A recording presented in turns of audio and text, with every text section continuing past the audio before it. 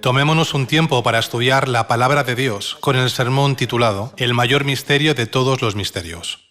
En Colosenses capítulo 1 y 2 está escrito: Dios es el mayor misterio de todos los misterios.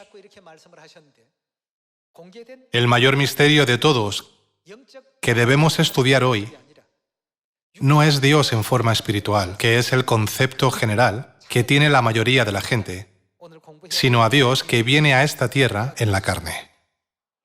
Muchas personas piensan instintivamente en el Dios Todopoderoso que creó los cielos y la tierra, y todo lo que hay en ellos con su palabra, tal y como está escrito en Génesis capítulo 1.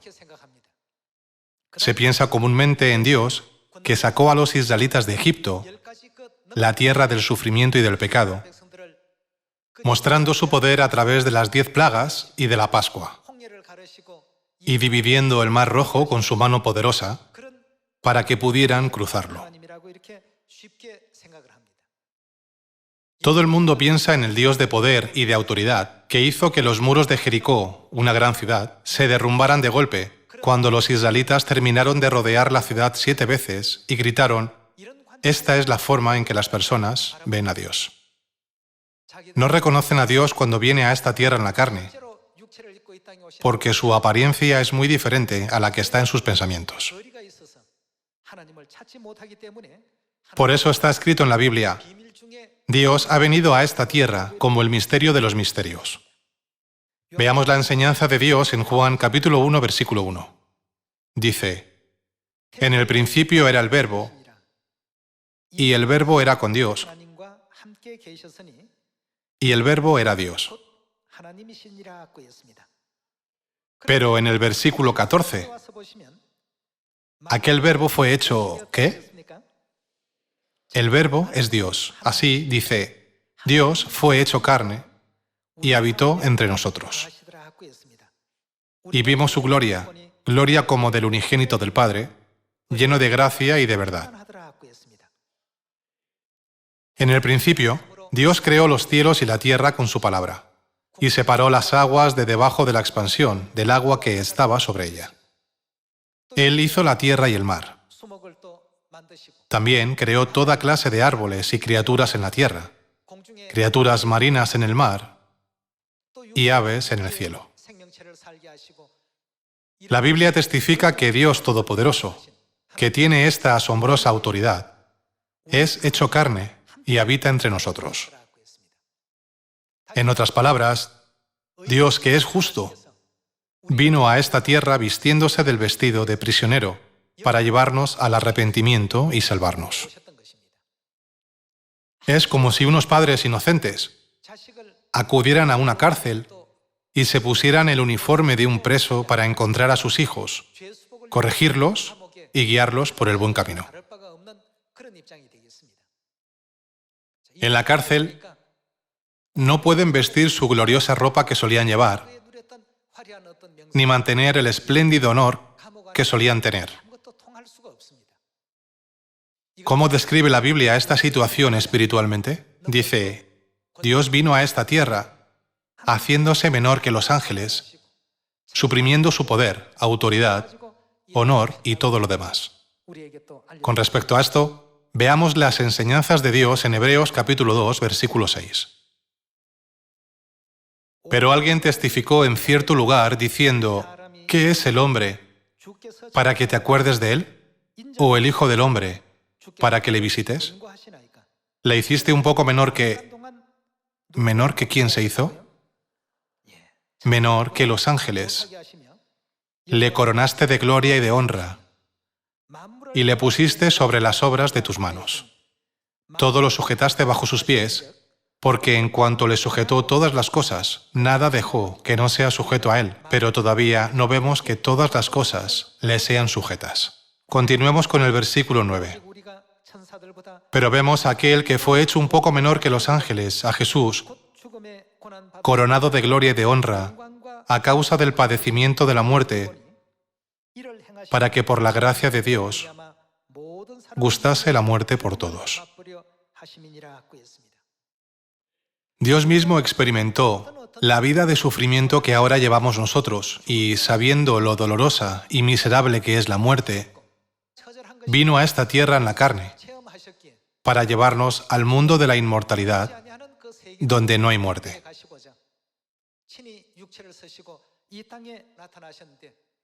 La Biblia dice que fue hecho un poco menor que los ángeles mientras estuvo en la tierra. Dios eligió hacerse menor que los ángeles cuando vino aquí. ¿Por qué?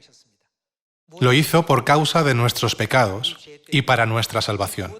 Padre y madre eligieron recorrer este camino de sufrimiento por nosotros. El padre vivió una vida así y la madre también está viviendo una vida similar. Decimos, Dios es omnisciente y omnipotente, que no necesita montarse en un coche o en un avión para ir a algún sitio.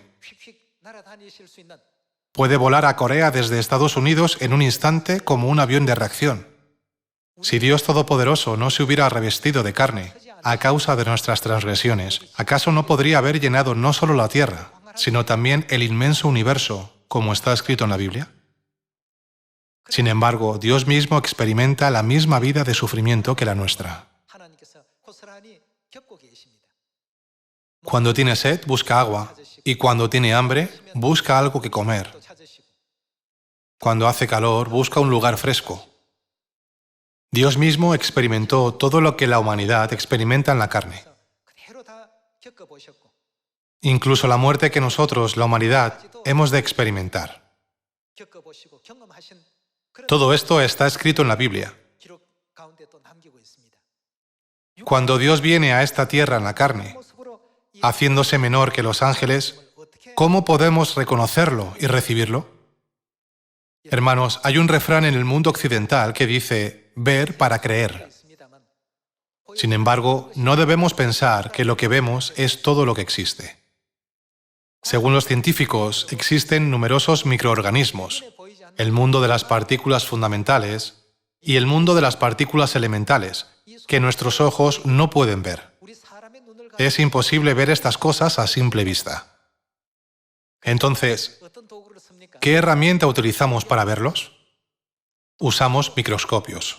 Del mismo modo, no podemos ver los mundos estelares que están muy alejados de nosotros, ni podemos ver cómo es Venus o cómo es Marte sin un telescopio. Además, gracias al telescopio espacial Hubble, podemos ver constelaciones que se encuentran a decenas de miles de millones de años luz de distancia, con mucha más minuciosidad que en el pasado. Sin embargo, a los ojos de Dios, eso también es una pequeña mancha.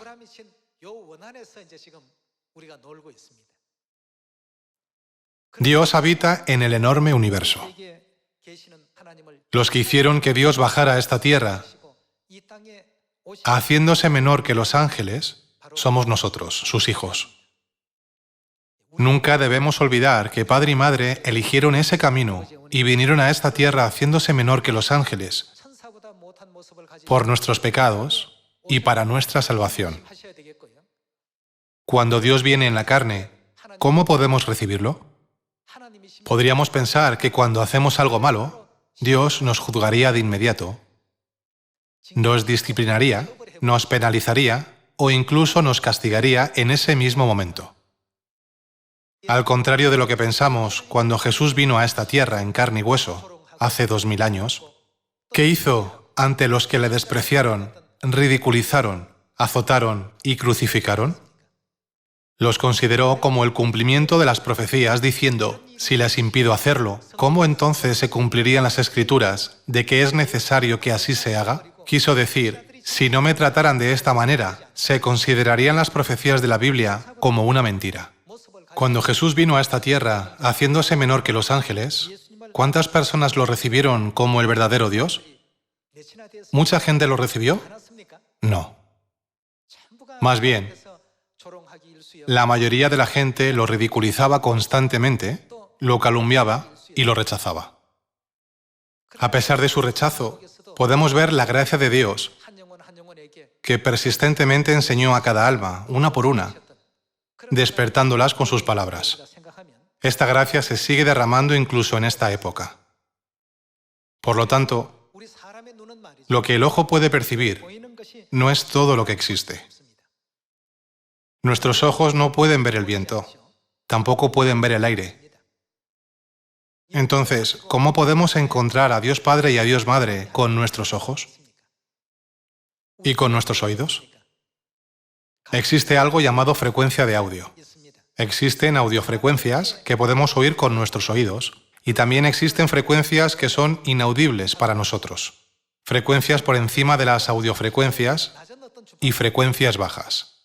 Esos sonidos existen, sin embargo, nuestros oídos no pueden captarlos. Por lo tanto, no debemos presumir de nosotros mismos pensando que podemos escucharlo todo. No todo es visible para nuestros ojos y no todo es audible para nuestros oídos. Una vez les conté esta historia. Cuando fui a Sri Lanka por primera vez, me di cuenta de que había muchas ranas en los campos debido a la gran cantidad de cultivos que se realizan allí. El tiempo también cambiaba con frecuencia, incluso durante el día. De golpe llovía mucho y enseguida aclaraba el cielo. Las ranas de allí croaban constantemente. Así que le pregunté al miembro nativo que me guiaba, ¿cómo le suenan? Le dije, en Corea, las ranas dicen gegol, gegol. Entonces se echó a reír y dijo, ¿cómo le suena eso de gegol, gegol? Suena como torón, torón. Para mis oídos, definitivamente sonaban como gegol, gegol. No creo que las ranas de Sri Lanka tengan su propia lengua. Puede que lo haya oído mal, pero definitivamente no era la lengua de Sri Lanka la que hablaban las ranas. Cambié mi forma de pensar. Seguí escuchando, tratando de creer que sonaban como torón, torón, pero no me sonaban así. De repente, me consideraron como alguien extraño que describe el croar de las ranas de forma extraña. Así son nuestros oídos. Ni siquiera pueden percibir el mismo sonido con precisión. Tendemos a escuchar los sonidos, como el croar de las ranas, en base a lo que nos han enseñado desde la época de nuestros antepasados. Por esta razón, no podemos creer por completo lo que vemos con nuestros ojos y lo que oímos con nuestros oídos. Entonces, ¿cómo podemos encontrar y recibir a Dios Padre y a Dios Madre que han venido a la tierra en la carne, como el misterio de los misterios? ¿Qué debemos hacer para reconocerlos? El canto de los gallos y el ladrido de los perros suenan diferentes para las personas que viven en África, América, Sri Lanka y en Corea. Los sonidos de estos animales se describen de forma diferente. A través de esta experiencia, me di cuenta una vez más de que el camino más sabio e inteligente es seguir las enseñanzas de Dios. Él nos enseña el camino más correcto en lugar de dejarnos convencer por lo que solo vemos o escuchamos. Nunca debemos ver la Biblia con nuestra propia opinión. Creo que hay que investigar lo que Dios dice y lo que Dios nos enseña en la Biblia. Veamos Juan capítulo 1, versículo 10. Dios estaba en el mundo, pero nadie sabía que estaba en la carne. En el mundo estaba, y el mundo, ¿qué dice? Por Él fue hecho. Él hizo el mundo, es decir, lo creó. Sin embargo, la gente no lo reconoció. Pero el mundo no le conoció. A lo suyo vino, y los suyos no le recibieron. Aunque vino y les hizo saber que era Dios, nadie lo recibió. Es porque a sus ojos no parecía Dios, y tampoco lo parecía cuando escuchaban sus enseñanzas con sus oídos. Debemos seguir las profecías de la Biblia. Dios aparecerá de la misma manera cuando venga por segunda vez. Puesto que la profecía indica en el mundo estaba, no debemos decir, ¿cuándo estuvo en el mundo? Nunca lo vi. Debemos creer absolutamente en el hecho de que estuvo en el mundo y averiguar cómo reconocerlo a través de las profecías de dónde estuvo, cómo estuvo y qué hizo en el mundo. Cuando se trata de encontrar a Dios en la carne, debemos reconocerlo, no según nuestra propia manera, sino según el camino de la Biblia y su enseñanza. Además, debemos recibir a Dios que vino según las profecías de la Biblia y las cumplió todas. Después, seamos los que le siguen, por donde quiera que nos guíe. Entonces, ¿qué perspectiva y enseñanza debemos dar a los que no saben que Dios está en el mundo? Veamos Apocalipsis capítulo 14. En Apocalipsis capítulo 14, versículo 3 está escrito: Y cantaban un cántico nuevo delante del trono, y delante de los 4 seres vivientes y de los ancianos. Y nadie podía aprender el cántico sino aquellos 144.000 que fueron redimidos de entre los de la tierra. Los que han sido redimidos de la tierra se mencionan en el capítulo 14 del Apocalipsis. En el versículo 4 está escrito: Estos son los que no se contaminaron con mujeres, pues son vírgenes. Estos son los que siguen al Cordero por donde quiera que va. Estos fueron redimidos de entre los hombres como primicias para Dios y para el Cordero. Entonces, ¿dónde se encontraron con Dios los redimidos de entre los de la tierra? La revelación dada a Juan nos da una pista muy importante. Busquemos la respuesta a la pregunta: ¿dónde se encontraron con Dios estos hombres redimidos de entre los de la tierra? Leamos Apocalipsis capítulo 14, versículo 1. Después miré, y he aquí el Cordero estaba en pie. ¿El Cordero dónde estaba?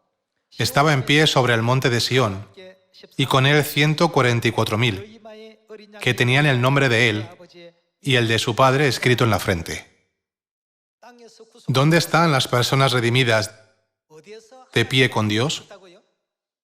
Están en Sión. Entonces, ¿dónde debemos ir a buscar y encontrar a Dios? A Sión. ¿Es solo la revelación dada al apóstol Juan la que dice que Dios está en Sión? Descubramos la respuesta en el libro de los Salmos. Leamos el Salmo 132, versículo 13. Porque Jehová ha elegido... ¿Qué lugar ha elegido Dios? Ha elegido a Sión. La quiso por habitación para sí. Este es para siempre el lugar de mi reposo. La Biblia dice que Sión es el lugar donde Dios habitará para siempre. Aquí habitaré porque la he querido. Bendeciré abundantemente su provisión. A sus pobres saciaré de pan. Asimismo vestiré de salvación a sus sacerdotes. ¿Dónde están esos sacerdotes que serán revestidos de la salvación? La Biblia dice que Él vestirá de salvación a los sacerdotes que están en Sión. Entonces, ¿dónde debemos estar para encontrarnos con Dios? Debemos estar en Sión, donde Dios habita. Hay tantas iglesias en el mundo como arena en la orilla del mar. Sin embargo, ¿se les considera Sión? Nunca podrán ser consideradas Sión. Sión es un lugar donde se celebran las fiestas solemnes de Dios. Las fiestas solemnes de Dios son el día de reposo, la Pascua, la fiesta de los panes sin levadura, la fiesta de las primicias, etc. Sin embargo, ninguna de estas fiestas existe en las doctrinas de otras iglesias o en sus enseñanzas. Entonces, veamos qué obra realiza Dios en Sión en Salmos capítulo 133, versículo 1. Dice: Mirad cuán bueno y cuán delicioso es habitar los hermanos juntos en armonía. Es como el buen óleo sobre la cabeza, el cual desciende sobre la barba de Aarón, y baja hasta el borde de sus vestiduras, como el rocío de Hermón, que desciende sobre los montes de Sión. Porque allí, es decir, en Sión, envía Jehová bendición. ¿Qué bendición? Y vida eterna. ¿Dónde derrama Dios la bendición de la vida eterna?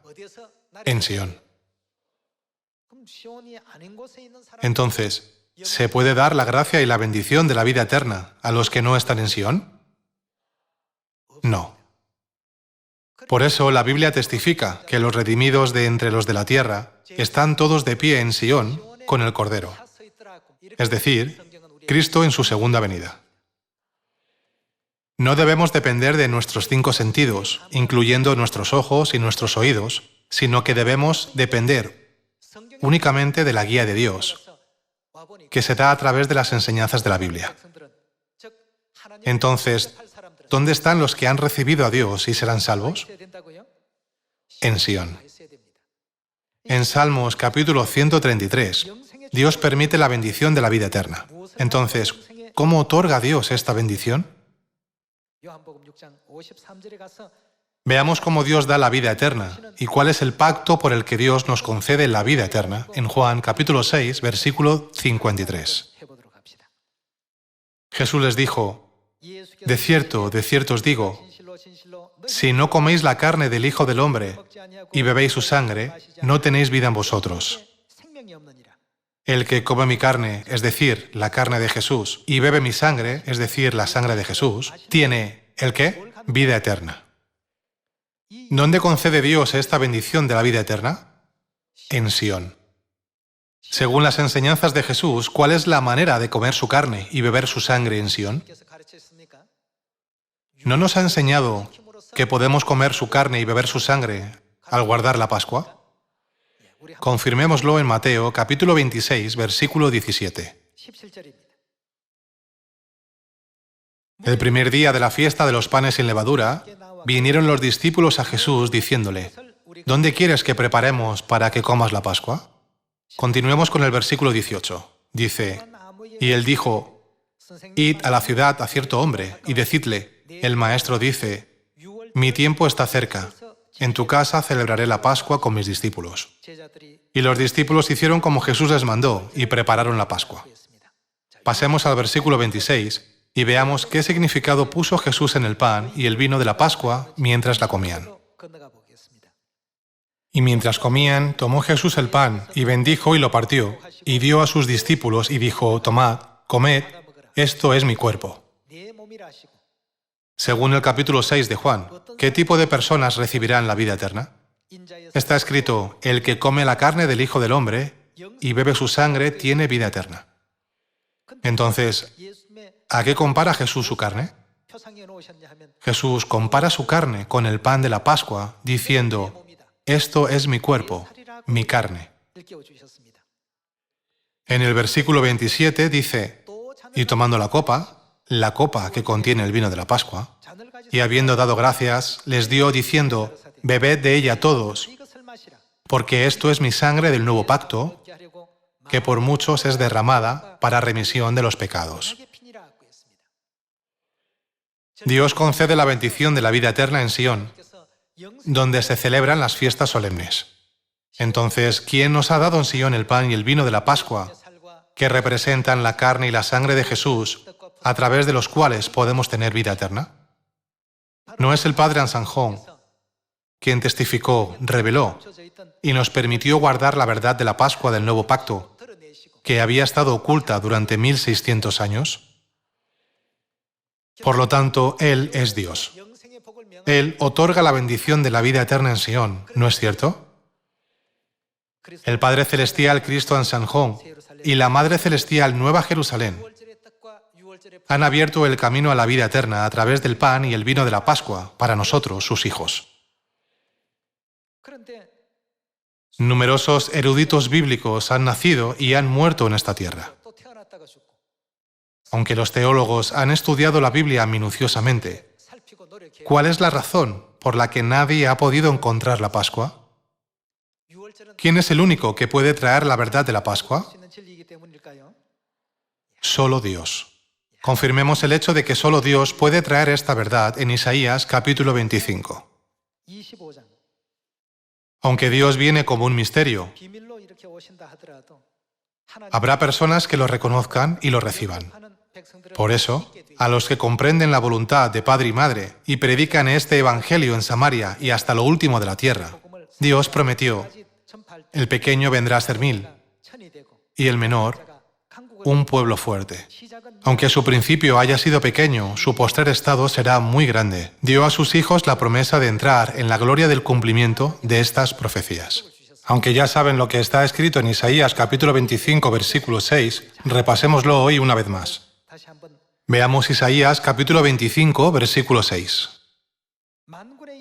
Y Jehová de los ejércitos hará en este monte a todos los pueblos banquete de manjares suculentos, banquete de vinos refinados, de gruesos tuétanos y de vinos purificados. Y destruirá en este monte la cubierta con que están cubiertos todos los pueblos, y el velo que envuelve a todas las naciones. Destruirá a la muerte para siempre. Destruirá a la muerte para siempre significa que dará vida eterna. ¿Cómo va a dar la vida eterna? Con vinos refinados. Y enjugará a Jehová el Señor toda lágrima de todos los rostros, y quitará la afrenta de su pueblo de toda la tierra, porque Jehová lo ha dicho. Y se dirá en aquel día, he aquí, este es... ¿Quién es? Nuestro Dios. Le hemos esperado y nos salvará. Este es Jehová a quien hemos esperado. Nos gozaremos y nos alegraremos en su salvación. Según el registro de Salmos, ¿dónde otorgará Dios la bendición de la vida eterna? En Sión. ¿Cómo otorgará Dios la bendición de la vida eterna? A través del pan y el vino de la Pascua. El profeta Isaías testifica que el que cumple todas estas profecías es nuestro Dios. Por lo tanto, debemos recibirlo. La Biblia dice que debemos buscar a Dios mientras puede ser hallado y llamarle en tanto que está cercano. Entonces, ¿quién apareció y cumplió esta profecía? ¿Cuándo y cómo apareció? En Sión. El padre Ansanjón restauró la verdad de la Pascua del nuevo pacto que se había perdido. Él concede a sus hijos la vida eterna con vinos refinados. Aunque vino a esta tierra en la carne, ¿quién es? Él es nuestro Dios. Está escrito, le hemos esperado y nos salvará. Además de Cristo Ansanjón, ¿hay algún otro Cristo que vino por segunda vez a esta tierra para salvar a la humanidad? En absoluto. Por eso debemos convertirnos en los hijos de Dios, el resto de la descendencia de la mujer, que conocen a Dios correctamente y le siguen por donde quiera que los lleve, recibiendo sus enseñanzas y obedeciéndolas absolutamente.